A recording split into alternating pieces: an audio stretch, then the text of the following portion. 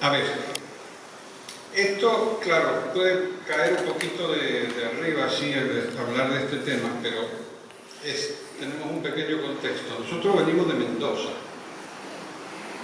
queda para allá, ¿no? Para allá, que es el oeste. Entonces, ¿qué pasa? Tenemos una actividad anual que se viene repitiendo hace varios años de la presentación de Silo y el humanismo universalista en la Feria del Libro de Mendoza, que se presentó por primera vez. Invitaron a autores humanistas y la obra de él, claro. Y el encargado de darnos el permiso en ese lugar, que se llama el Centro Le Parc, Centro Cultural Le Parc, dice, sí, muy bien, dice, es una contribución al buen vivir. Y yo me anoté, perfecto, porque como uno lo presenta, nosotros más o menos sabemos de qué se trata, pero las personas así como ellos que tienen puestos públicos, ¿qué le decís? Que les un mensaje espiritual, social. Entonces quedó ahí que cada año hacemos algo sobre ese tema. Y se han ido sumando cosas como presentación de libros, de autores que escriben sus cosas, ¿no? Novelas, no tanto directamente, ¿no? Entonces ha quedado este tema de Silo y su obra. Y luego vino este tema de los 50 años, que cómo pasa el tiempo, ¿no? 50 años el 4 de mayo. Y para nosotros tiene un significado muy importante porque, claro, 5 o 6 que estábamos allí empezamos y ayudamos en ese acto. Yo lo recuerdo como si fuera ayer, ¿no es cierto? Entonces, en ese contexto de la Feria del Libro, de la memoria personal, de los que vivimos allí y de los que nos lo encontrábamos por la calle, ¿no? Como una de las reuniones que tuvimos del mensaje, uno antiguo que ya partió porque hay varios con prisas, están organizando el otro plano. Entonces el chango llega un día conmovido y dice, y ya lo echo de menos, porque siempre que nos encontrábamos en la calle nos decía siempre algo positivo, Claro, con tal convicción que no dudamos, ¿no es cierto? Entonces, tenemos esta figura nosotros, ¿no? La figura del coloquio, de la calle, de las arengas, ¿cierto? Y enfrente de todo este panorama nuestro está casi el silencio de los opinadores, de los formadores de opinión, de los medios, como que lo ignoran. Entonces tenemos nosotros un pequeño gap, una pequeña dificultad con esto. ¿Cómo lo emplazamos para que lo tengan en cuenta para bien del mundo? No por un problema de prestigio, ¿no es cierto? ¿Cómo se diría? Comercial. Sí, de conocerlo, ¿no? Allí mismo, por ejemplo, yo cada vez que presento un artículo, por ejemplo, todos los primeros de año que hacemos ese gran encuentro, que no lo hace nadie, y menos en esas alturas, los diarios tienen unas resistencias, que sí, que no sé qué, que no sé cuánto. Entonces, bueno, ese es un poco lo que nos motiva de ir presentando esta obra, porque es muy interesante, ¿no es cierto? Por otro lado, aparecen los nuestros, estudiosos, y te dicen cosas como, por ejemplo, que lo vamos a hablar, es que también en el tema de Silo, aparte de la obra escrita, del coloquial de las arengas, está el guía espiritual. Uy, uy, uy. ¿Cómo se lo dices? ¿Cómo lo dices esto? Y es de suma importancia, porque no es lo mismo que se adopte un guía que te indique ir para allá, a que te diga un guía ir por acá. No sale la misma resultante a la larga, ¿no? Ni a la corta. Luego hay otros estudiantes, otros estudiosos que te dicen, el tomo 1 tiene 1000 y pico de páginas y el 2 tiene casi 700. ¿Y cómo las leemos? ¿Cuándo? Luego está este, que viene después. Luego está el de A cielo abierto. Qué bien, qué frase tan bonita, ¿verdad? Que son esos últimos discursos que se fueron agregando desde el 99. Que ahí nos rimos mucho, ¿no? Que éramos muchos. Qué bonito fue eso, ¿no? Cuando dice, aquí estamos de nuevo. Cha, cha, cha, cha. Y entonces todo esto, en una cabeza mediana como la mía, que viene desde los 14 años, he sacado la cuenta para venir acá. A mí me contactaron cuando yo cumplía 15 de marzo. Y la primera reunión fue en enero, en una bodeguita que hay enfrente de la casa de todos estos años de la familia, ¿no es cierto? Entonces voy a empezar a relatar desde entonces. No sé si tienen tiempo. Y resulta que desde esa bodeguita, desde ese lugar, se partió para Punta de Vacas el 1 de enero de 1969 a las 0 horas. Porque había que viajar de noche para llegar a la montaña con la fresca. Y allí llegamos, un camión, una 4L o un jeep y varias cosas más. Y allí bajamos las cosas y allí él llegó y miró el chorro de agua ese que hay allá, ¿lo han visto? Allí vamos a instalarnos. ¿Y por qué comento esto? Porque el siglo persona, digamos, siempre busca lo más difícil. Yo me hubiera bajado ahí nomás, pongo un cáter, una carpita y listo. No, hay que hacer un esfuerzo siempre, hay que hacer esfuerzos. Si no, no se... ¿Sabías eso? Si no, no se consiguen las cosas, y menos las elevadas. De manera que me lo estoy planteando. Bueno, entonces pasó aquel periodo y un día nos llama. Esto es una introducción, no creo que voy a llegar hasta... Pero es muy interesante para ver su manera de proceder, su manera de ver las cosas, ¿no? Éramos poquitos allí, poquitos en Buenos Aires, en el Gran Buenos Aires. Habían unos en Rosario. Y nos llama por un telegrama. Hola, stop. Los invito este sábado, stop, a conversar para hacer un acto público en la montaña. Stop.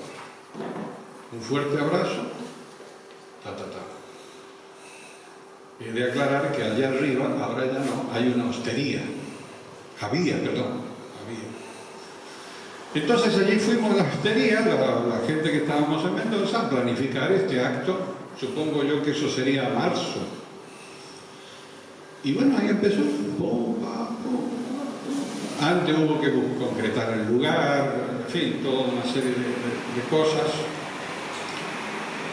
Y lo del permiso, que lo dan, que no lo dan, que sí, allá, sí. Por eso salió lo de hablarle a las piedras, porque el militar de turno, cuando le pedimos en la ciudad, dijo, ni hablar. en la montaña. Y bueno, allí fuimos. Entonces, eso, ¿qué quiere decir todo esto? Quiere decir que nosotros somos unos poquitos voluntarios, optimistas, que entendíamos algo de que él quería hacer algo importantísimo, y nosotros teníamos un sentimiento de que había que estar en algo, que eso es una cosa que no sé si ahora se produce en la gente joven. Hay que estar en algo. Entonces yo hice un recorrido por los lugares, por supuesto, conocidos, ¿no es cierto?, de filosofías que están siempre en el siglo XVIII o XIX, como mucho, y no me convencieron. Y esto, como era algo tan nuestro, de ahí encima, no solo del país, sino de ahí, era como hasta increíble, ¿no? Y como él era una persona de tanta certeza y tan evidente, ¿no? Y como diría alguien que lee las cartas y la mano, dice, de increíble e incondicional seguridad en sí mismo, ¿no? O sea, era una seguridad total, aunque fuera mover ese libro para allá. Sí, sí, sí. Entonces, esa seguridad en sí mismo y seguridad en el proyecto, aunque fue todo mucho tiempo provisorio, porque se fueron reemplazando los textos, los libros, ¿no? Entonces, así fue como se fue organizando aquel acto, y vino un periodista, de Buenos Aires. Entonces él accedió a hacer la entrevista porque le pareció una persona honesta y qué sé yo. Se lo voy a comentar porque son 4 puntos de lo más interesantes. La primera pregunta que él le hace, le dice, ¿usted tiene algo escrito, algo preparado para que va a ser el acto público? No, me creo en condiciones de improvisar. Otra pregunta, ¿y usted por qué decide hacer esto? Ponete en los zapatos de un porteño que llega a la montaña y dice, porque vimos con un grupo de amigos como este, estábamos ahí, no sé, 6, 5, 6, que ya era hora de hablarle al público, y dijeron, ¿quién se anima? Y yo dije, yo. Entonces, nadie se opuso, y él daba ¿cómo se dice?, el discurso al público. Entonces él va a ser una persona con una absoluta seguridad, siempre preocupada e interesada por llegar al público, a la gente. Por supuesto que nosotros estamos ahí. Esa fue la segunda pregunta. La tercera, bueno, no me voy a acordar. Pero la cuarta fue, ¿y usted cree que lo van a dejar con esta dictadura que tenemos? Ah, amigo, él se levantó. Si esto se atreven, verán con quién se meten, ya vamos a hablar de la cosa. Y entonces se sentó en otra silla y le dio un tratado al hombre geopolítico de toda Latinoamérica, que yo no sé si me lo imagino o lo recuerdo, pero tiene una total actualidad hasta el día de hoy, ¿no? En una casita enfrente de donde vivió hasta ahora, ¿no? Entonces todo esto hace que él en realidad va a ir desplegando este fenómeno que llega hasta el 2010 con una absoluta seguridad,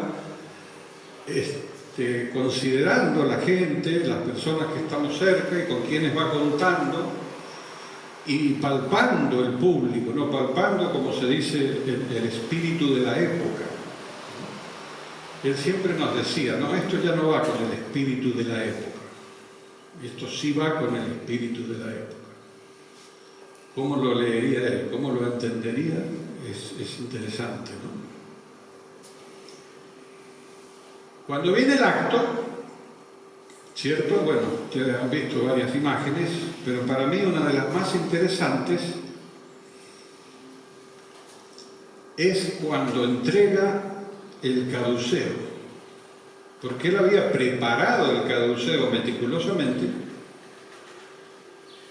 Es de hierro, ¿no? Está preparado, es toda una cosa, él lo llevaba como lo imaginaba que era un símbolo de magisterio, ¿no es cierto?, de algo así.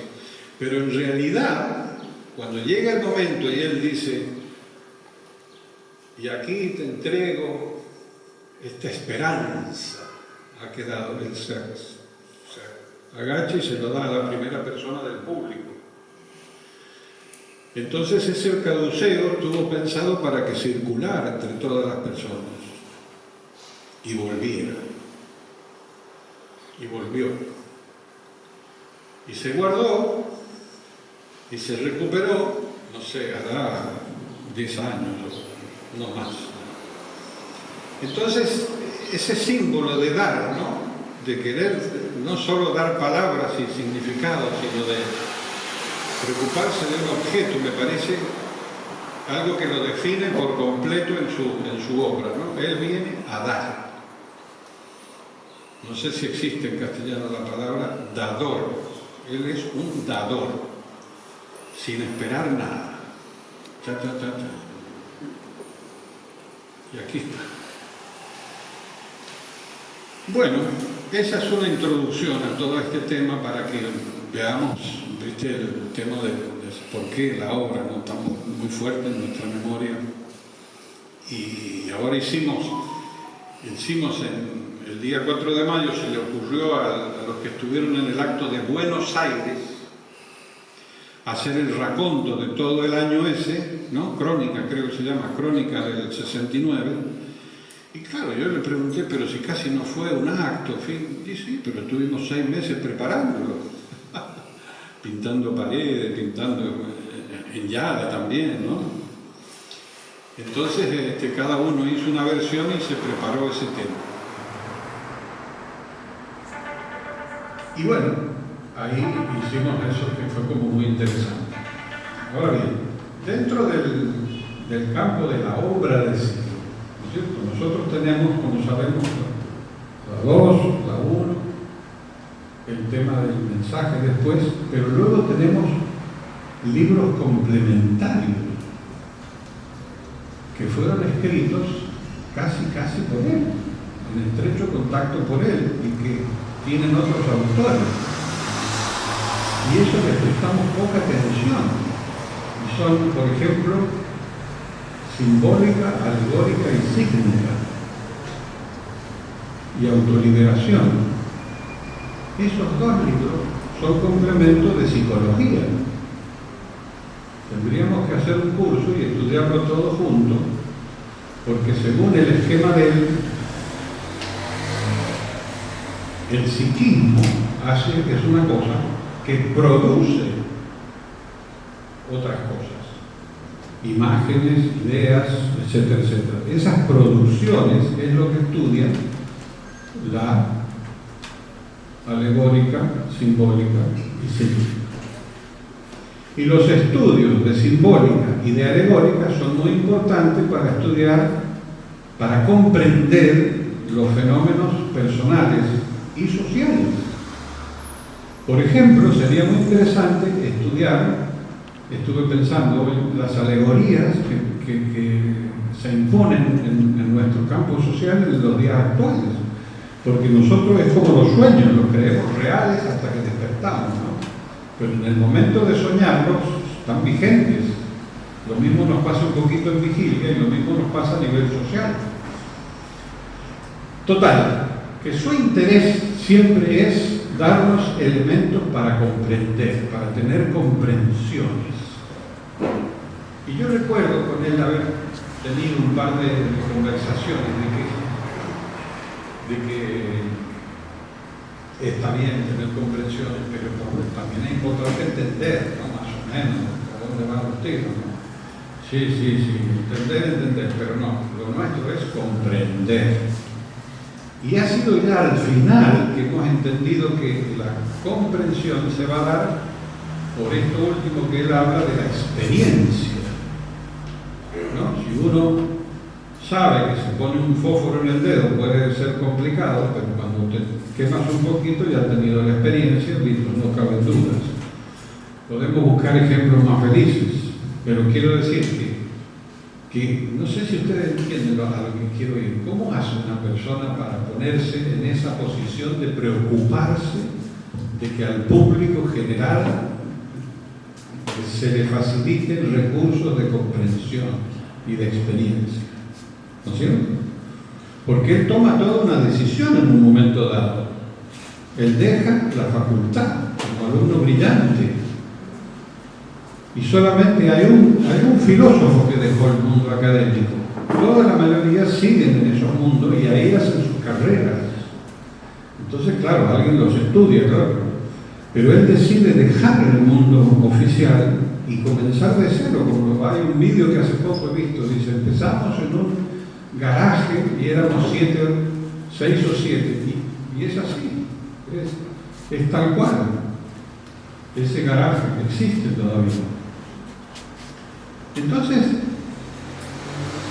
yo creo que merece un esfuerzo de comprensión porque nos ayuda a nosotros mismos. Si nosotros elegimos ser parte de todo esto o nos sucede, y cómo involucrar a otros.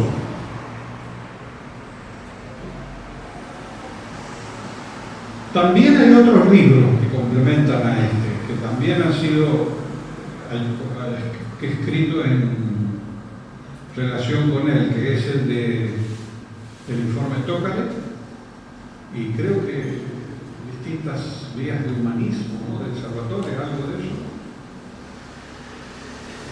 Y uno que es impresionante cómo se gestó ese libro y qué función cumple a día de hoy, nadie lo puede decir. Es una incógnita. Unidades monásticas. ¿Lo han ojeado? Unidades monásticas está basado, según nuestras pesquisas, en unas notas que él hizo en su día, pensamos que en los 70. Y en un momento dado se lo entrega a Salvatore y le dice, a ver qué podés hacer con esto. Imagínate. Ustedes si lo miran, tiene una erudición, una de detalles, una preocupación por ese fenómeno de personas que abandonan el mundo, ¿no es cierto?, para ir a orar. Y no un día, sino varios. Y en distintas latitudes, ¿no?, en el desierto, aquí, en la India, por supuesto. Y eso es lo bueno que tiene esto de los pares y de intercambiar, porque es uno de los inventos más interesantes, porque esto se me había pasado por completo y por alto. Hasta que viene uno y me dice, ¿lo has visto este tema? Yo estaba tranquilo hasta entonces. Y él también pensó en eso. Entonces él te dice en un párrafo, el humanismo es la doctrina social que tenemos, y en otro te escribe que una unidad monástica no está descartada como posibilidad para momentos de agitación. Entonces él tiene como ese cine que había antes, ¿se acuerdan? De Cinemascope, ¿no? O sea, un amplio alcance. Entonces lo que estamos comentando ahora, así informalmente, es la obra escrita y los libros complementarios. Pero ahora han salido libros de otros autores. Eso es fantástico, porque tengo no quiero hablar de uno, pero la pequeña experiencia personal que me satisface tremendamente, que fue cuando yo redacté, que no diré que escribí, redacté Todavía hay Futuro, primero, en el 81, porque apareció en España un editor muy amable, el hombre, dispuesto a publicar, y entonces sí lo había publicado La Mirada Interna, ¿no?, la primera, ¿verdad? Entonces uno miraba la solapa esta y había 2 libros, no un libro. O sea, en el libro de mi autoría y un solo libro, y después vacío. Y ahora, mira, es un logro, es un éxito. Motivo por el cual yo declaro que nuestro fracaso es ponderable. No es absoluto, es hasta ahí más, porque en nuestras medidas es abrumador. Y siguen esta gente sacando libros. Esto, el de lado. Bueno, y también Hipatia. Ahora llegan con unas valijas a punta de vacas. Es más, la última publicación es La mirada interna en japonés. Cosas que nosotros no pudimos hacer, contando incluso con el apoyo invaluable de un marplatense. ¿Cómo era? Matsumoto San. ¿Qué cosas no habremos hecho? Han tardado no sé cuánto tiempo, ¿no? 2 mujeres. No sé si les dice algo esto. Solamente 2 damas han podido traducirlo en el mundo de los samuráis. Ay, qué mundo, ¿no? Así que estoy contentísimo, porque tarde o temprano todo se va dando. Y ahora contamos con el Facebook. Entonces en Facebook hay amigos que te publican cosas cada tanto, y si uno está un poco bajo, te sale una frase de él que te dice: si algo no salió bien un día, no te preocupes, la vida da unas vueltas, seguramente se presenta otra oportunidad para intentarlo de nuevo. ¿Lo han leído eso? Más o menos. Pues eso es lo que pasó con el mensaje de Ciro, no la mirada interna. O sea, más todavía tradujeron estas mujeres. Impresionante. No sé, han tardado 5 o 6 años. Entonces, ¿cómo decirles? Son cuestiones que van, que vienen y que van saliendo y que no. Y bueno, y ya que estamos en este panorama,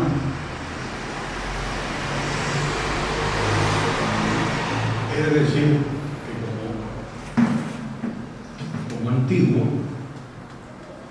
fue una grata sorpresa esto del mensaje. Bueno, había quedado lo espiritual, no es que uno sea muy espiritual, algo hay por todos lados, entonces había quedado como pendiente.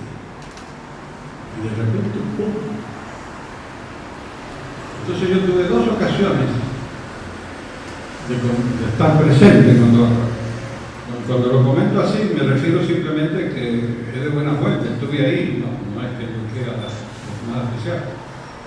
Entonces él llegó a Madrid, de Italia, cuando había presentado el libro, estábamos en una de esas cafeterías, y muy contento el hombre, no sé si otra versión dice, y fíjense esta frase, dice: sí, ahora estamos con esto del mensaje, dice, esto es más o menos lo que se necesita ahora.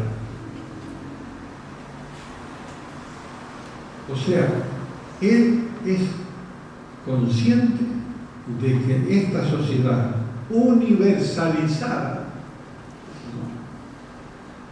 necesita algo de este tipo. Entonces él, en un momento de tiempo, lo prepara y lo presenta. ¿Quién hace eso? Es inédito, ¿no es cierto? La gente escribe cosas porque estudió mucho en la facultad, ¿no es cierto? Fue al Himalaya y meditó un día, o sea, no sé cómo explicarlo, pero es otro el enfoque. Esa es una explicación. Pero la última conversación que yo pude tener con él, en el 2006, o 2000, por ahí, fue muy simpática porque fue breve pero interesante y salió el mismo tema. Entonces me dice: sí, esto del mensaje, dice, qué bien, ¿no? Pero bueno, ¿qué quiere decir esto? él exigía, planteaba de forma tácita una definición, porque veníamos del humanismo, de distintas formas de presentar. Eso a mí me encantó siempre, lo de ser humanista, porque claro, conocíamos otras doctrinas que eran raras, ¿viste? La razón, ¿cómo es que le llaman? La dialéctica de la materia. ¿Quién entiende eso? La materia. Entonces eso del humanismo se entendía, ¿no? Ya le voy a decir por qué. Y esto otro había que definirse. Entonces, ahí voy a comentar algo de otro amigo que es bonito. Y en ese contexto yo saqué el tema, ¿no? Entonces, pero él muy rápidamente me dice, yo ya avisé. Algo me perdí. ¿Cómo? En la declaración del 80 en México. Tuve que ir con mi ¿qué es lo que pasó en la declaración? Yo me acordaba de unas certezas y no sé. Claro, era lo que se refiere es que no va a ocultar sus certezas, pero tampoco va a imponer nada. Pero cuando uno leía eso en aquella época, más bien parecía que se refería a todo, no a algo tan específico. Pues sí, es algo tan específico. Hablando de este tema con un amigo de la misma situación de definirse por dónde va a seguir uno hacia el medio, me dice, sí, dice, yo tuve la misma conversación, más o menos, dice, íbamos en un auto, dice, y no me dejó terminar, y me dice, zapatero a sus zapatos.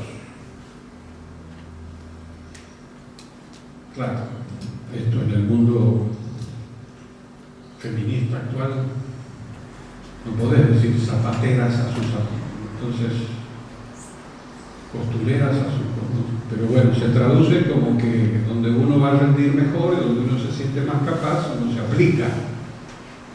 Así que, ¿esto qué quiere decir? Que por un lado está él, por otro lado está su obra, por otro lado está la gente, y por otro lado estamos nosotros, y dentro de eso nosotros cada uno. ¿Qué decisión toma? ¿Dónde se aplica? ¿Y dónde le es más afín, más útil, está más a gusto? ¿Cierto?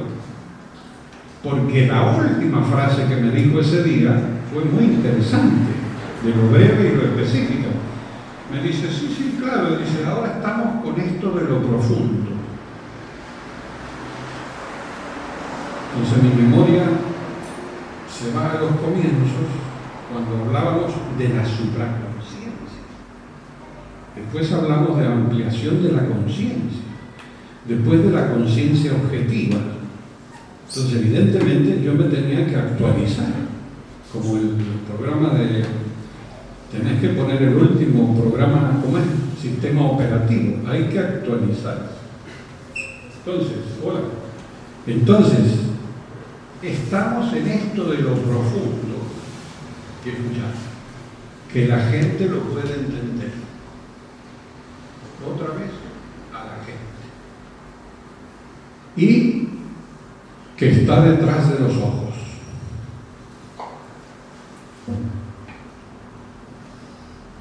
Y ahí nos levantamos, nos fuimos y nos despedimos. ¿Qué te parece? Entonces yo me doy vuelta, a ver si lo encuentro.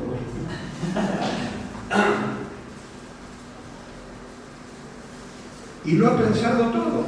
Eso es lo que más te deja frito, porque uno dice, voy a pillar algo que no se haya dicho, no se... Es más, en aquella reunión que les dije de que esto es más o menos lo que se necesita, dice, y alguien le preguntó, y bueno, ¿cómo sería? ¿Por dónde empezar? Por el caminito. El caminito. Y vos te vas a la boca, ¿viste? No. Esto es otro tema. Y nada, él está siempre dándonos recursos para nuestro desarrollo. Y ahora les voy a relatar una anécdota que viví en los 80 y la escribí.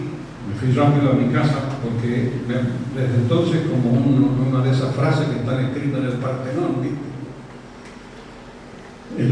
En un local que tenía una amiga en el centro de Buenos Aires, en Diagonal Norte, que era un local partidario. Estamos en el 80, nos hemos ido del 2010 al 80. Es todo un día, la obra de siglo es todo un día.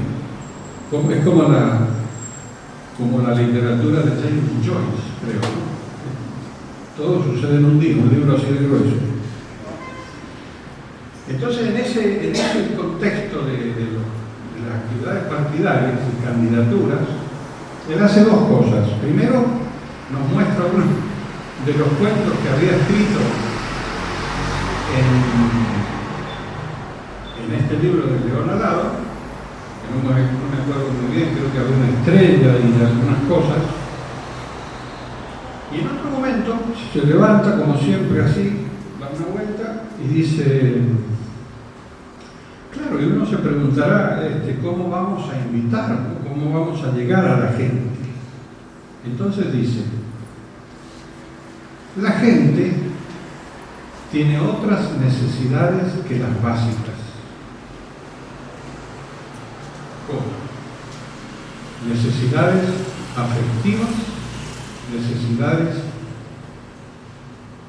de reconocimiento y de participación. Punto y coma. Además de otras más internas. Punto. Y nosotros, por medio de actitudes y recursos, podemos producir ámbitos para que la gente encuentre la mejor forma de satisfacer esas necesidades.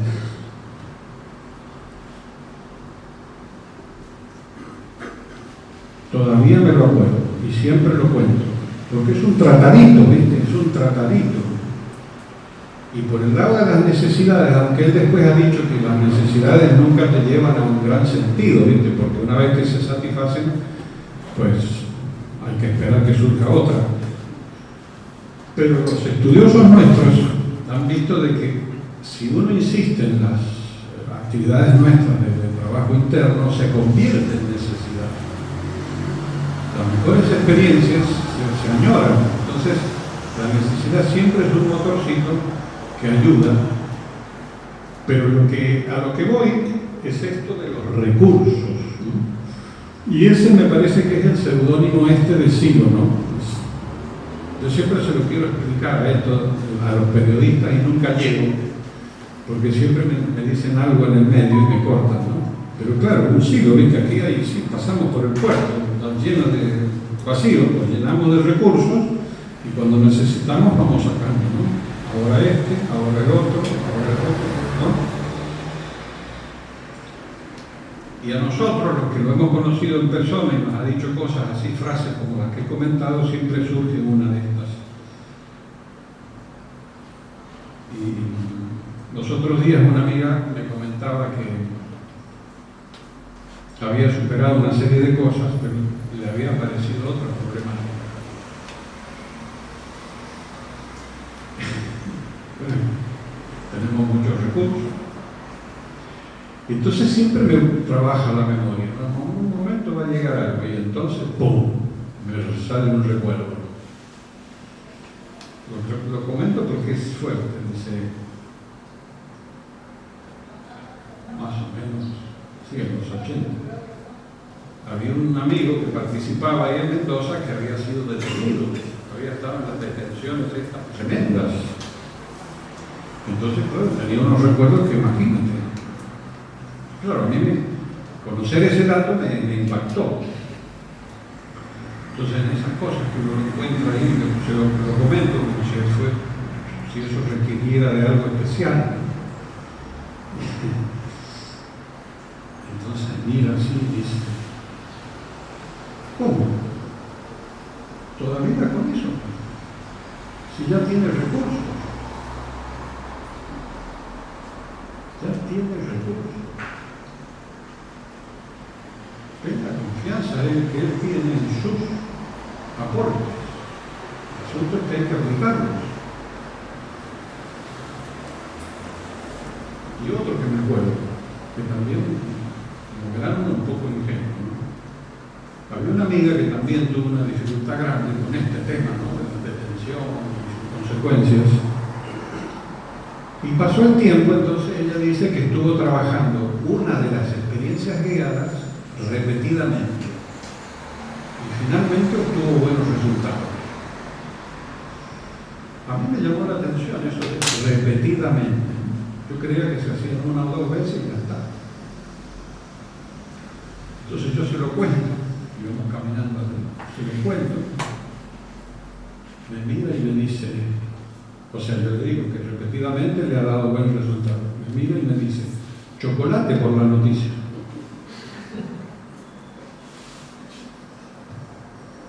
Está previsto que dé resultado.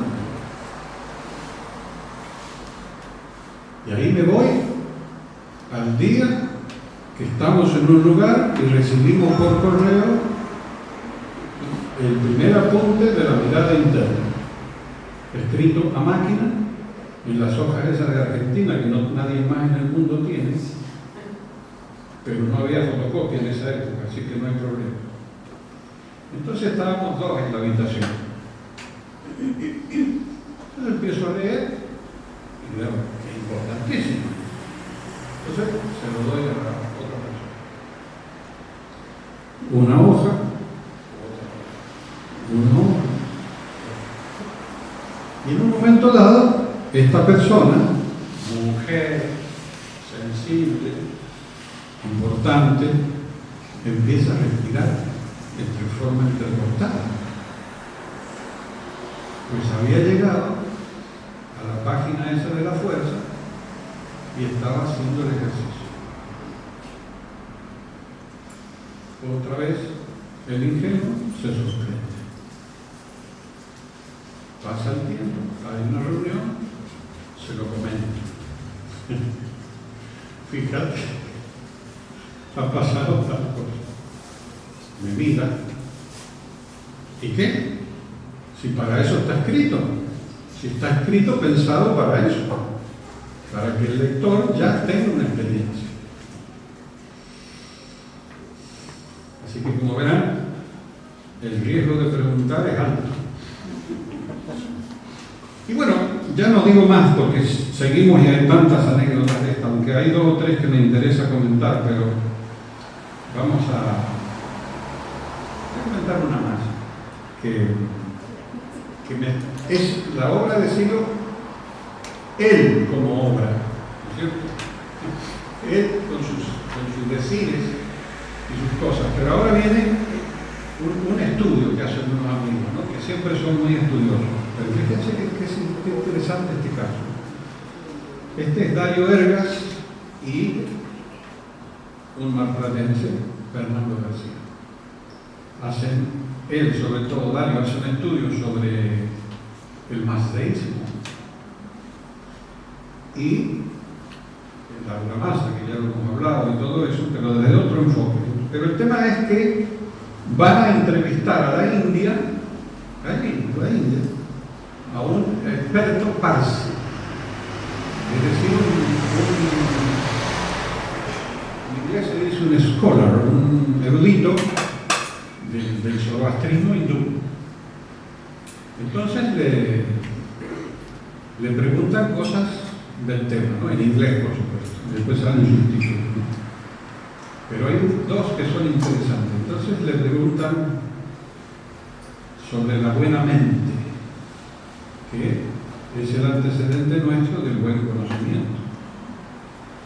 Que si la buena mente, ¿qué diferencia hay con la mente común? Claro, tipo en 2 minutos en inglés, con acento indio, que es muy divertido. No es lo mismo. La mente cotidiana para las cosas cotidianas. La buena mente es cuando, por ejemplo, uno tiene el momento de eureka. Es for the eureka moment. ¿Sabían ustedes que existía eso? O sea, la buena mente, la mente esta del antecedente del buen conocimiento es para las caídas en cuenta de importancia. Bueno, maravilloso. Siguen conversando con este señor y ahora le van a preguntar sobre lo divino. ¿Qué relación guarda este tema de la mente con lo divino? No dicen sagrado porque ellos no usan esa palabra. Entonces, ese es muy fácil. La mente, the good mind, connect with the divine. La buena mente conecta con lo divino. Y dice, para eso nosotros tenemos rituales que aquietan la mente. Con la mente común aquietada se puede conectar con lo sagrado. ¿Te suena? Aquieta la mente. Mi mente está inquieta. Tiene un antecedente de 2500 años, como mínimo.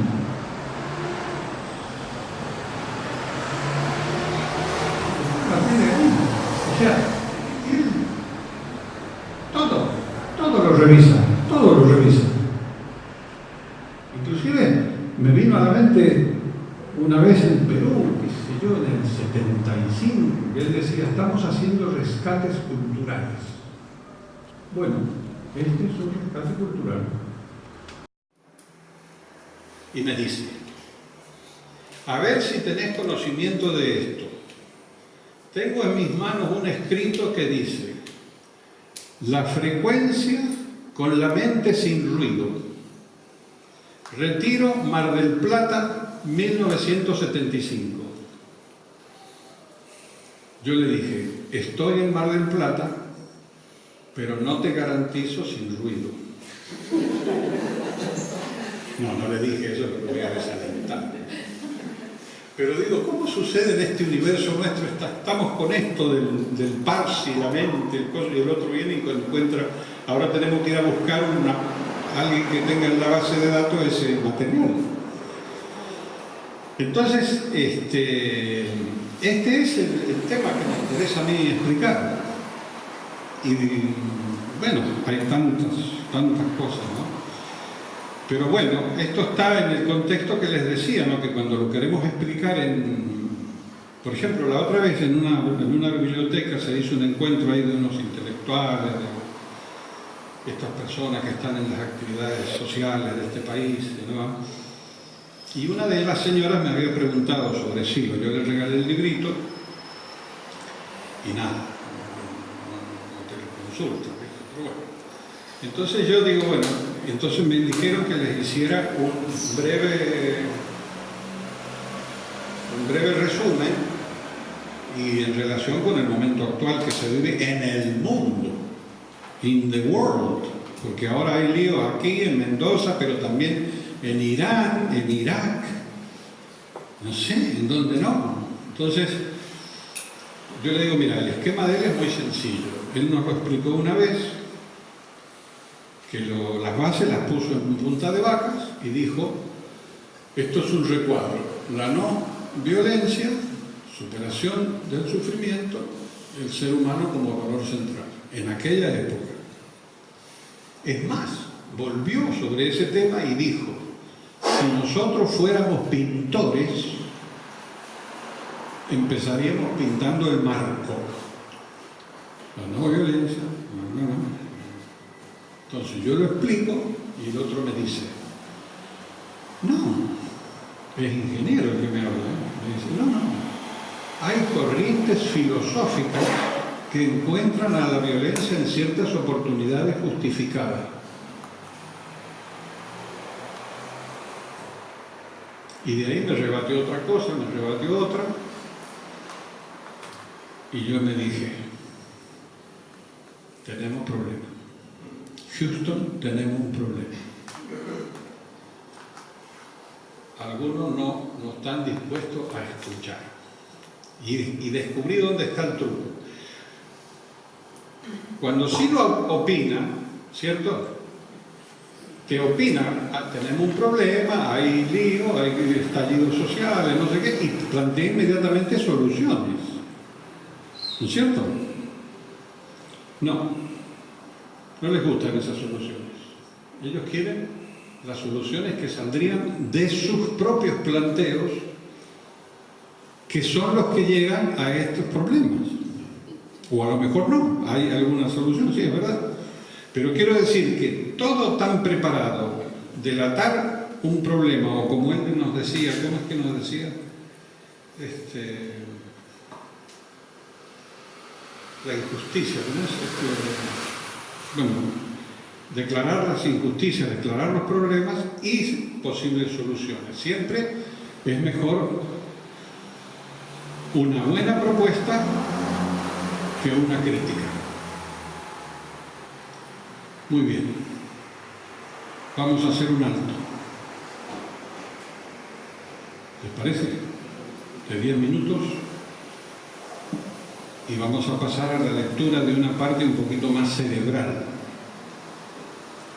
Porque es algo que han preparado gente importante. ¿Tenemos 10 minutos? Y en un momento dado viene mi amigo y me dice, mira, este grupo, que tendrían 24, 23, 24, se van a Buenos Aires a hacer un retiro urbano que se hizo en Vicente López, en la calle Gaspar Campos. Entonces, con ese motivo, Rodríguez se desprende de toda su biblioteca para que se venda para pagar gastos. Y los estantes. Entonces estaban todos los libros subrayados minuciosamente con una letra pequeñita por todo Mendoza, que se los disputaban sus profesores y sus compañeros de estudios y algunos nosotros. Yo tuve 3. Ese que te dije de existencialismo es un humanismo, de Sartre. Otro que se llama, otro de un inglés, T.H. Lawrence, totalmente subrayado minuciosamente, y otro más. Pero algunos otros que alcanzamos a ver decía, por ejemplo, escribía al costado, ¿y esto por qué? O acá abajo, decía, no me parece. Y era Nietzsche o Sartre o Hegel. Esa era otra faceta de... Ahora que pasó lo que pasó, un amigo se encuentra con otro amigo en la calle y le dice, ¿sabes que mi señora estudió filosofía? Ah, sí, me acuerdo. Y en filosofía tuvo al profesor fulano de tal, una persona conocida de ella. Y ese señor tenía la costumbre de darles apuntes de lo que él quería que se estudiara, sobre todo de cada autor. Entonces la señora le cuenta, y el único que entendíamos era el apunte de Hegel. Entonces va y le dicen al profesor, por supuesto, el nombre es difícil, no le va a llamar López, se llama Richard Hashirsus. Mire, profesor Hashirsus, el único que entendemos es este de Hegel. Claro, es que este es el de uno de mis mejores alumnos, Rodríguez. Entonces el apunte que él hizo cuando era estudiante lo siguió dando a sus alumnos.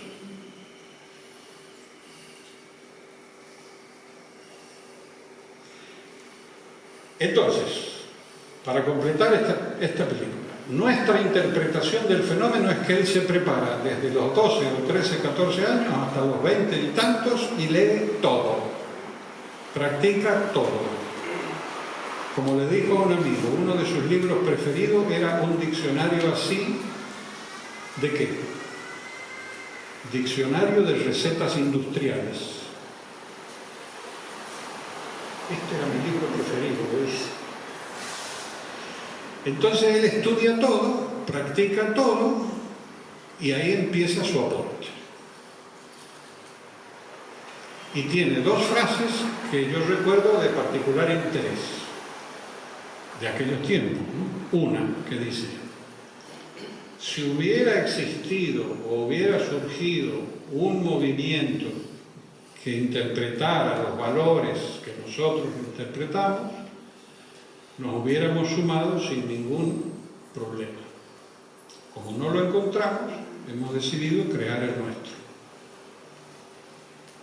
¿Qué te parece? Segunda frase. Empezamos sin bibliografía propia. ¿Cómo una persona va a decir eso? No teníamos bibliografía propia. Empezamos estudiando.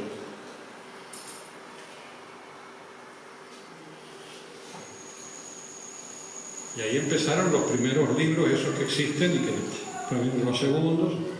Y después ya hubo un autor, ¿no es cierto? Y luego viene esta otra característica, es que no podemos dejar de decir. En los 70, ¿cuántos libros escribe Editorial Transmutación? Son muchos libros. Jaque al Mesías, Siglo de la Liberación, ¿no es cierto?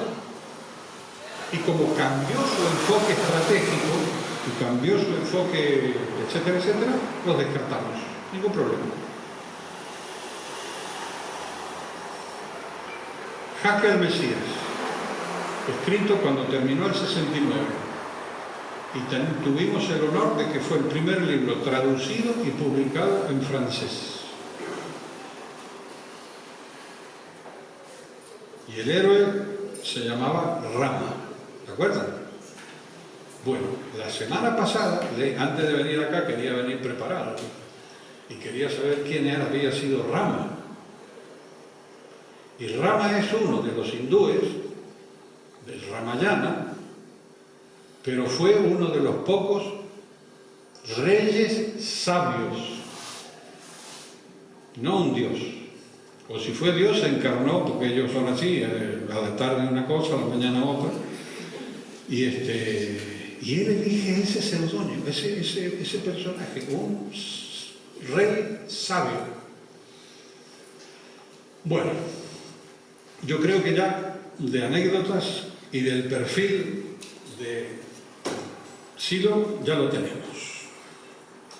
Él eligió ese nombre en Jujuy, cuando estábamos en un retiro, a finales de 1967. Estábamos ahí terminando en una cabaña y dice: bueno, ahora vamos a estar con esto de Silo, el nombre interno, ¿no?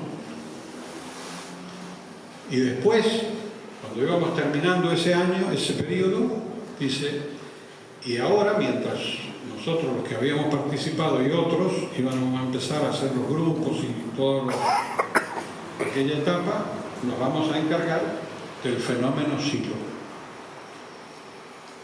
Y así surge Silo en un paraje selvático de Jujuy, el Arenal, que hoy ha quedado tan recóndito que no podemos entrar.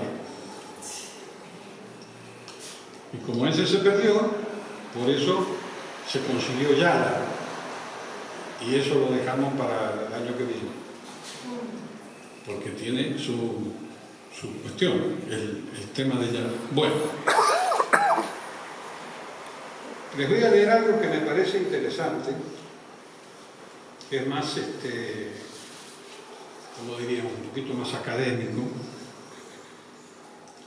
de estos temas que escriben nuestros amigos, ¿no es cierto?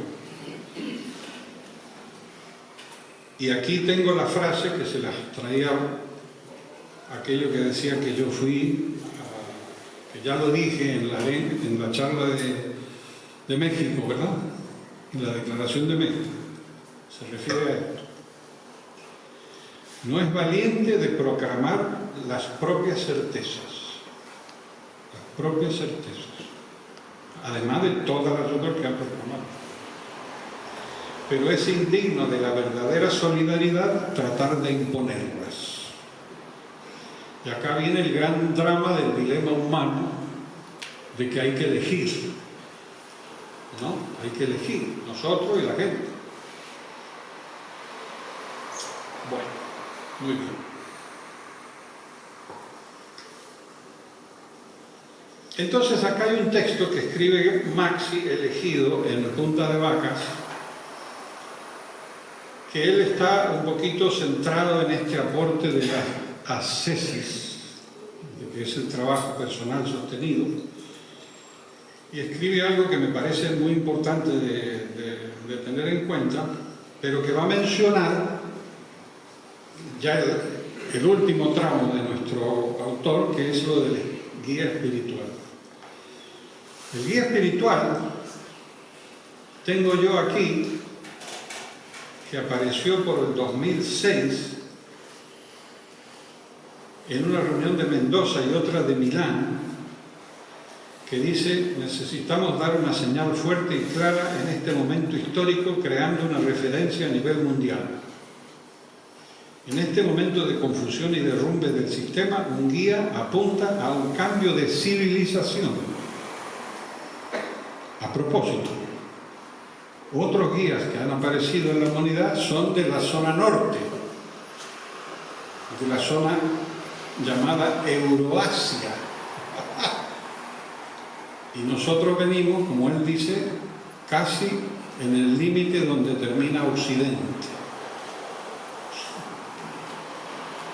En fin. Y una frase que me parece interesante es que dice: el conjunto de la gente reconoce y se debe o se debería producir un acuerdo, y si hay retroalimentación y hay una sintonía. El tema es dar dirección a todo lo que ayuda al ser humano. Fíjense ese tema. Todo lo que ayuda al ser humano. Y luego otra frase subrayada me dice: un guía espiritual puede enfatizar en muchos temas, devolviendo al mundo algo mejor que lo que el mundo le ha dado.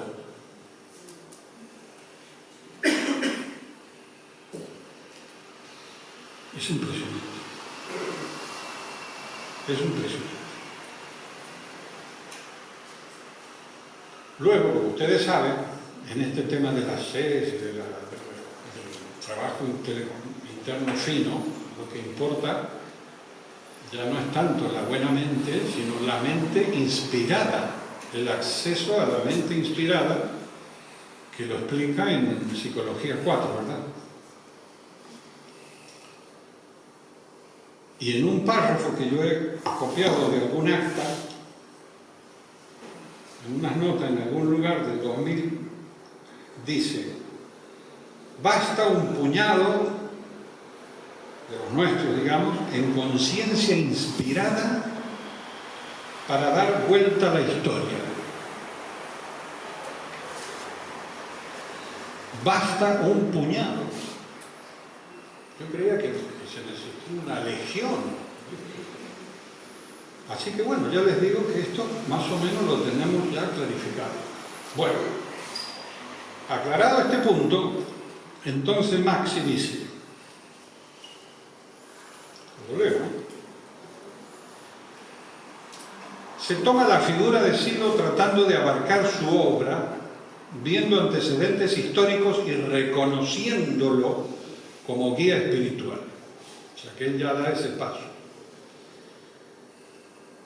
Sí, guía espiritual, el aporte es relativamente reciente, lo que dificulta tener la perspectiva histórica suficiente para valorarlo. Su producción abarca numerosos campos, tanto en lo doctrinario como en lo experiencial. Es universal y es participado por amigos de múltiples culturas en 5 continentes, y de ello hay abundante documentación escrita y audiovisual en diferentes idiomas, pero que lo atestiguan, además de numerosos parques de estudio y reflexión, etcétera, etcétera. Y dice, con subrayado, uno de sus aportes más significativos es el haber desarrollado dos vías para el acceso a lo profundo. La vía racional y la vía mística. Es una ponencia, él lo propone, yo estoy de acuerdo. Pareciera que la elección de una de estas vías no depende tanto de uno, sino que viene condicionada por las características culturales y de época. Pero para continuar el desarrollo será necesario poder describir registros con precisión y profundizar en la necesaria experiencia de sentido. Sus esclarecimientos sobre la psicología descriptiva de la conciencia y la teoría del espacio de representación no solo no chocan con las experiencias de la fuerza y el doble, sino que se enlazan perfectamente.